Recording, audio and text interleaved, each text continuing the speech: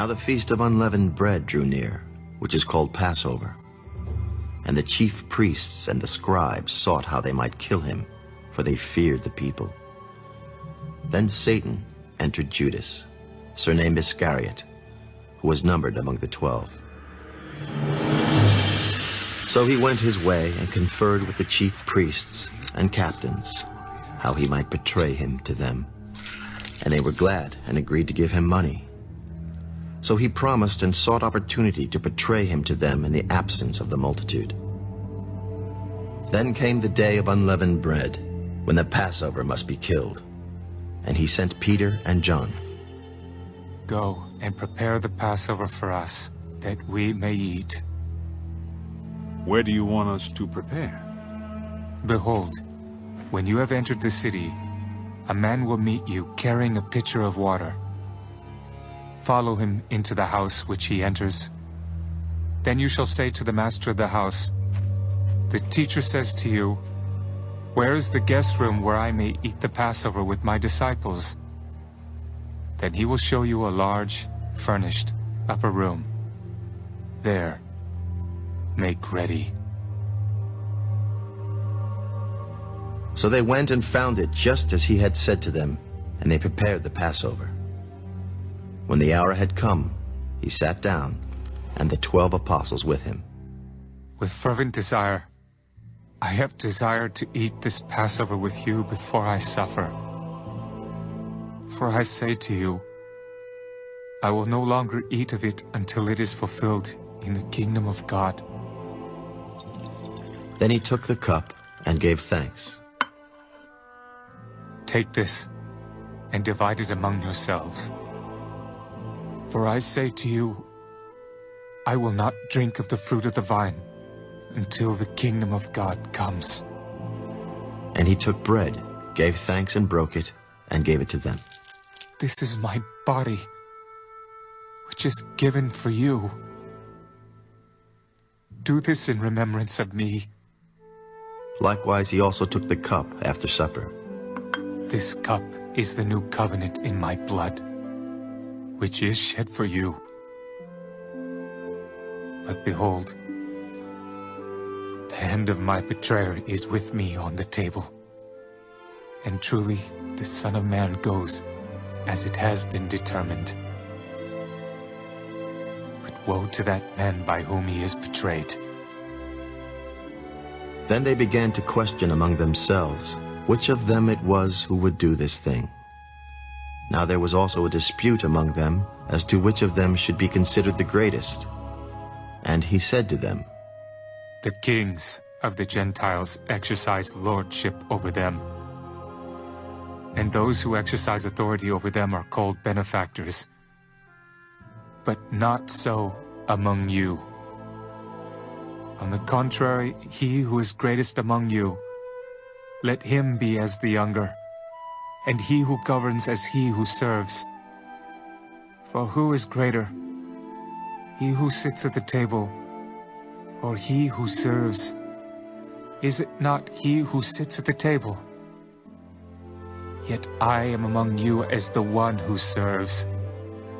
But you are those who have continued with me in my trials. And I bestow upon you a kingdom, just as my Father bestowed one upon me, that you may eat and drink at my table in my kingdom, and sit on thrones judging the 12 tribes of Israel. Simon, Simon, indeed Satan has asked for you, that he may sift you as wheat. But I have prayed for you, that your faith should not fail. And when you have returned to me, strengthen your brethren. Lord, I am ready to go with you, both to prison and to death. I tell you, Peter, the rooster shall not crow this day before you will deny 3 times that you know me. And he said to them, When I sent you without money bag, knapsack, and sandals, did you lack anything? Nothing.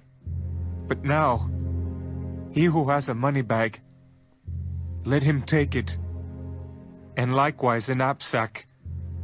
And he who has no sword, let him sell his garment, and buy one. For I say to you, that this which is written must still be accomplished in me. And he was numbered with the transgressors. For the things concerning me have an end. Lord, look. Here are 2 swords. It is enough.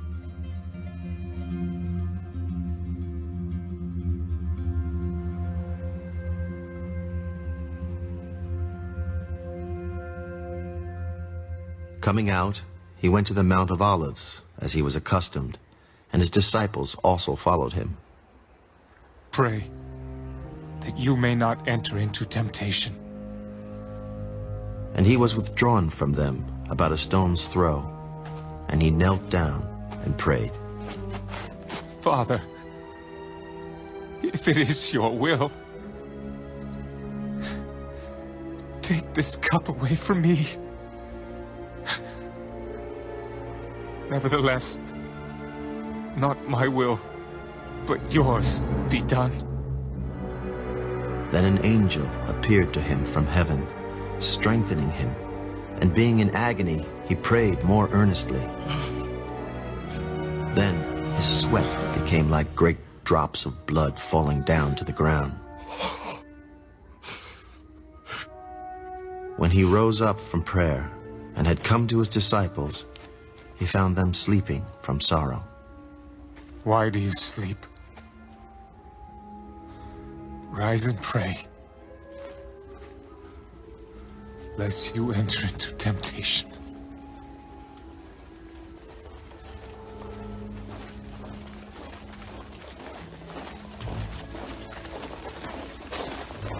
And while he was still speaking, behold, a multitude, and he who was called Judas, one of the 12, went before them and drew near to Jesus to kiss him.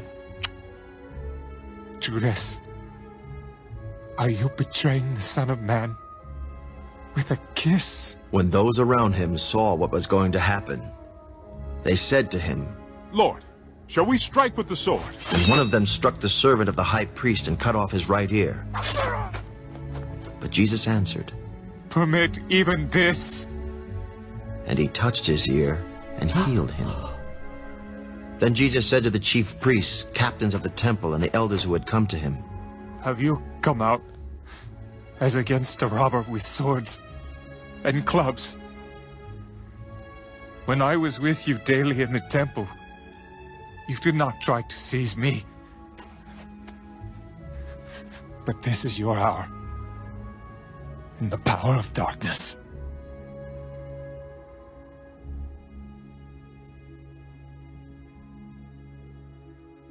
Having arrested him, they led him and brought him into the high priest's house.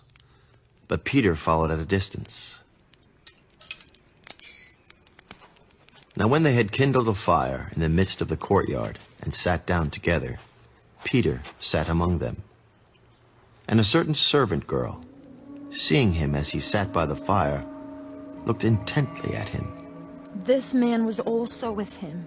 Woman, I do not know him. And after a little while, another saw him. You also are of them. Man, I am not. Then after about an hour had passed, another confidently affirmed, Surely this fellow also was with him, for he is a Galilean.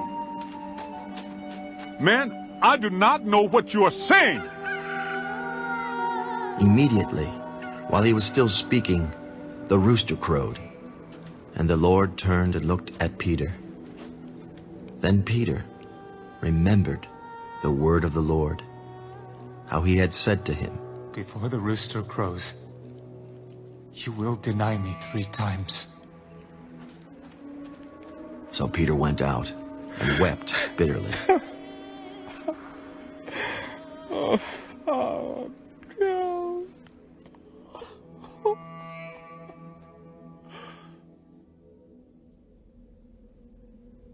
now the men who held Jesus mocked him and beat him. And having blindfolded him, they struck him on the face and asked him, "Prophesy! Who was the one who struck you?" And many other things they blasphemously spoke against him. As soon as it was day, the elders of the people, both chief priests and scribes, came together and led him into their council. If you are the Christ, tell us. If I tell you, you will by no means believe. And if I also ask you, you will by no means answer me or let me go. Hereafter the Son of Man will sit on the right hand of the power of God. Are you then the Son of God? You rightly say that I am. What further testimony do we need? For we have heard it ourselves from his own mouth.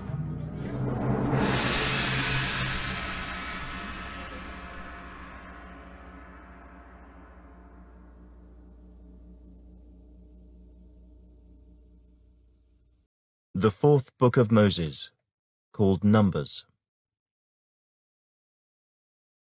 Chapter 2. And the Lord spoke to Moses and Aaron, saying, Every one of the children of Israel shall camp by his own standard, beside the emblems of his father's house. They shall camp some distance from the tabernacle of meeting. On the east side, toward the rising of the sun, those of the standard of the forces with Judah shall camp according to their armies.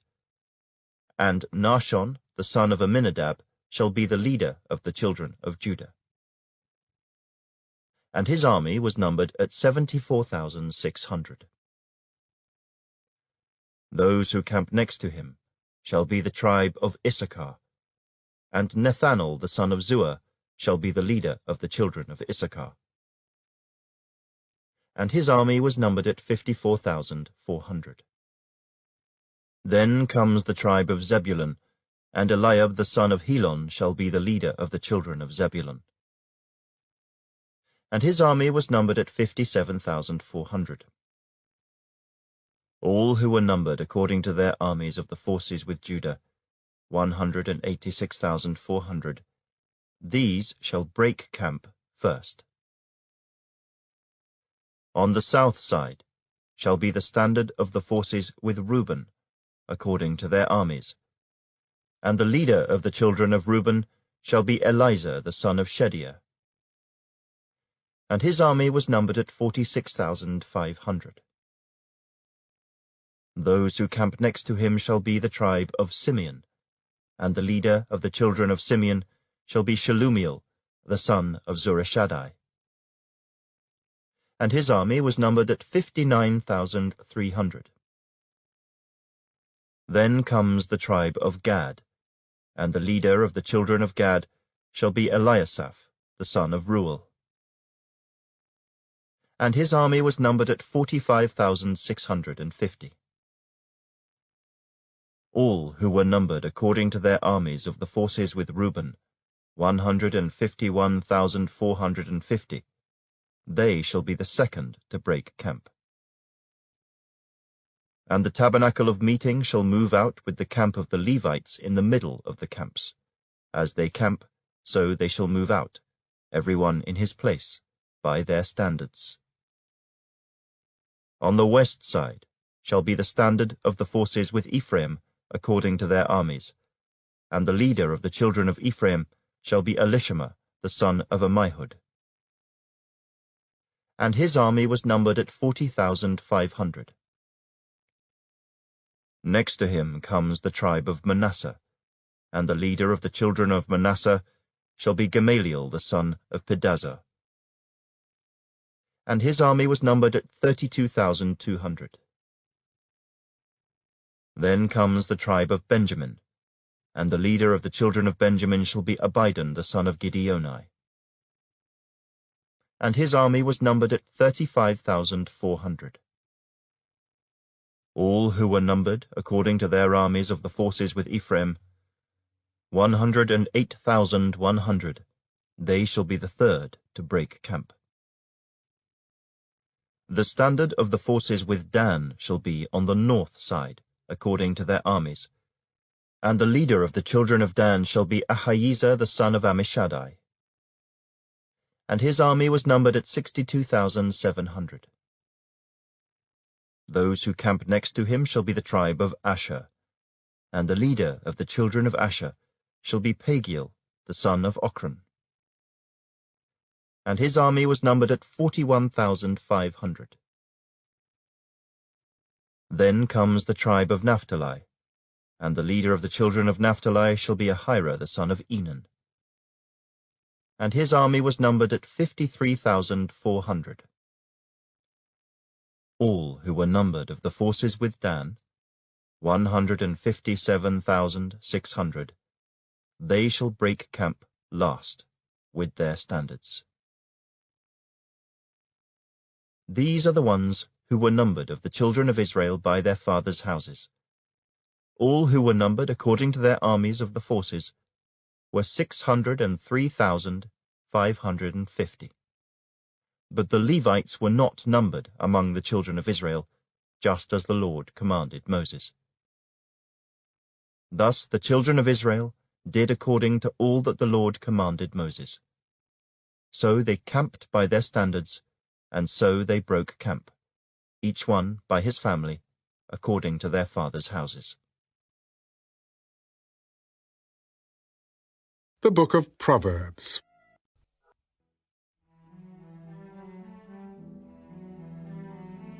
The wicked flee when no one pursues, but the righteous are bold as a lion. Because of the transgression of a land, many are its princes, but by a man of understanding and knowledge, right will be prolonged. A poor man who oppresses the poor is like a driving rain which leaves no food. Those who forsake the law praise the wicked, but such as keep the law contend with them. Evil men do not understand justice, but those who seek the Lord understand all. Better is the poor who walks in his integrity than one perverse in his ways, though he be rich. Whoever keeps the law is a discerning son, but a companion of gluttons shames his father. One who increases his possessions by usury and extortion gathers it for him who will pity the poor. One who turns away his ear from hearing the law, even his prayer is an abomination. Whoever causes the upright to go astray in an evil way, he himself will fall into his own pit, but the blameless will inherit good. The rich man is wise in his own eyes, but the poor who has understanding searches him out. When the righteous rejoice, there is great glory, but when the wicked arise, men hide themselves. He who covers his sins will not prosper, but whoever confesses and forsakes them will have mercy. Happy is the man who is always reverent, but he who hardens his heart will fall into calamity. Like a roaring lion and a charging bear is a wicked ruler over poor people. A ruler who lacks understanding is a great oppressor. But he who hates covetousness will prolong his days. A man burdened with bloodshed will flee into a pit. Let no one help him. Whoever walks blamelessly will be saved, but he who is perverse in his ways will suddenly fall. He who tills his land will have plenty of bread, but he who follows frivolity will have poverty enough. A faithful man will abound with blessings, but he who hastens to be rich will not go unpunished. To show partiality is not good, because for a piece of bread a man will transgress. A man with an evil eye hastens after riches and does not consider that poverty will come upon him. He who rebukes a man will find more favor afterward than he who flatters with the tongue. Whoever robs his father or his mother and says, "It is no transgression," the same is companion to a destroyer. He who is of a proud heart stirs up strife, but he who trusts in the Lord will be prospered. He who trusts in his own heart is a fool, but whoever walks wisely will be delivered. He who gives to the poor will not lack, but he who hides his eyes will have many curses. When the wicked arise, men hide themselves, but when they perish, the righteous increase.